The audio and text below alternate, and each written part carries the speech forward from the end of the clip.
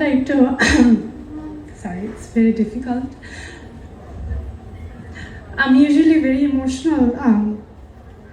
Emotion দেখাতে চাই না, কারণ মানুষ ইমোশনটাকে দুর্বলতা মনে করে।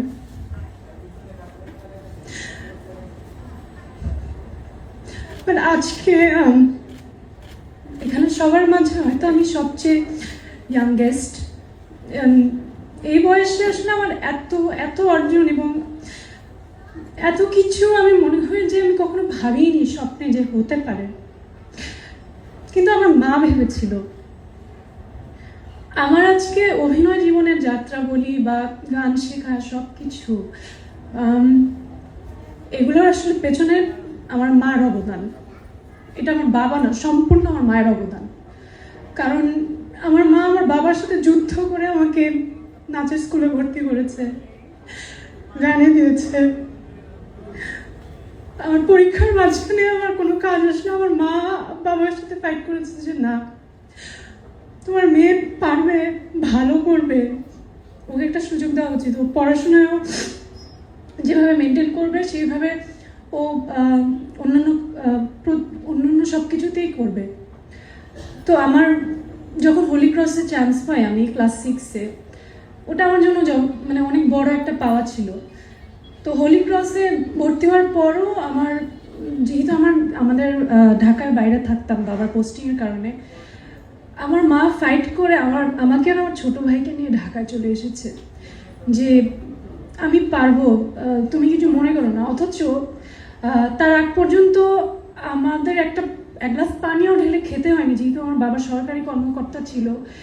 এত মানুষজন ছিল কোনো একটা কাজ করার জন্য, ডাক দেওয়ার জন্য। সেই মানুষটা একা একা আমার ভাইকে আর আমাকে নিয়ে ঢাকায় চলে আসে। এবং আমার ছোট ভাইকে এমন দিন গেছে যে রেখে আসার কেউ নাই। স্কুলে এসে সারাদিন বসে থাকতো, আমার ভাইটা গরমে ঘামতো, আর আমার মা বসে থাকতো যে আমার স্কুল ছুটি হবে, তারপর আমাকে নিয়ে বাসায়ও যেত না। তারপর আমাকে নজরুল একাডেমিতে নিয়ে যেত গানের ক্লাসে। অনেক সময় প্রোগ্রাম থাকতো, রিহার্সেল হতো রাত্রে 8টা 9টা 10টা পর্যন্ত। আমি স্কুল ড্রেস পরে বসে থাকতাম, আমার মা বাসায় যে খাবার নিয়ে আসতো আবার, যাতে আমার কোনো অসুবিধা না হয়।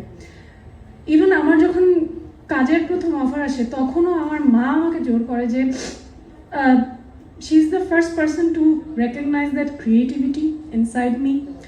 অ্যান্ড আমি অনেক এক্সপেরিমেন্ট করেছি এবং অনেকবার সুইচ করেছি। আমি স্কুল কলেজে সায়েন্সে ছিলাম, হোলি ক্রস থেকে পাশ করার পর আমি বলি যে না, আমি সায়েন্সে পড়তে চাই না, আমি বিবিএ পড়বো। তো আমি পরীক্ষা দেই, আমার জাহাঙ্গীরনগরে হয়, ঢাকা ভার্সিটিতে হয়, বিউপিতে হয়। আমি শুধু একবার বলেছি না, আমি পড়তে চাই না। আমি ঢাকা ভার্সিটিতে জার্নালিজম পেয়েছিলাম, আমি বলছি আমি এটা পড়বো না। আমার বাবার সাথে ফাইট করে আমার মা আমাকে বিউপিতে ভর্তি করে, কারণ আমার মা সবসময় আমার আগ্রহকেই প্রায়োরিটি দিয়েছে। এবং আমি কি হতে চাই এটা খুব রেয়ার, আমার মনে হয় যে সন্তানদের ইচ্ছাটাকে মায়েরা প্রায়োরিটি দেওয়াটা। তো আমি সেটা পেয়েছি, আমার ক্ষেত্রে সবসময় পেয়েছি। এবং আমাদের প্রফেশনটা এটা খুব কঠিন একটা জায়গা। মানুষ অনেক বাইরে থেকে অনেক কথা বলে বা অনেক ধরনের জাজমেন্ট, অনেক ধরনের তাদের একটা মানে অনেক কিছু ভাবে আমাদেরকে নিয়ে। কিন্তু সেই জায়গা থেকে, সেই স্ক্রুটিনিটি থেকে আমার মা সবসময় আমার পাশে গাছের মতো ছিল, এখনও আছে এবং আশা করি যে সবসময় এভাবেই থাকবে। এবং আমি চাই আমার মার মৃত্যুর আগে আমার মৃত্যু হোক, কারণ এটা আসলে আমি দেখতে চাই না।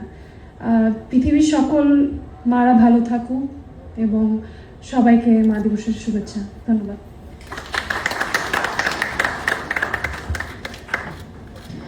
ধন্যবাদ তাসনিয়া ফারিন, মাকে নিয়ে তার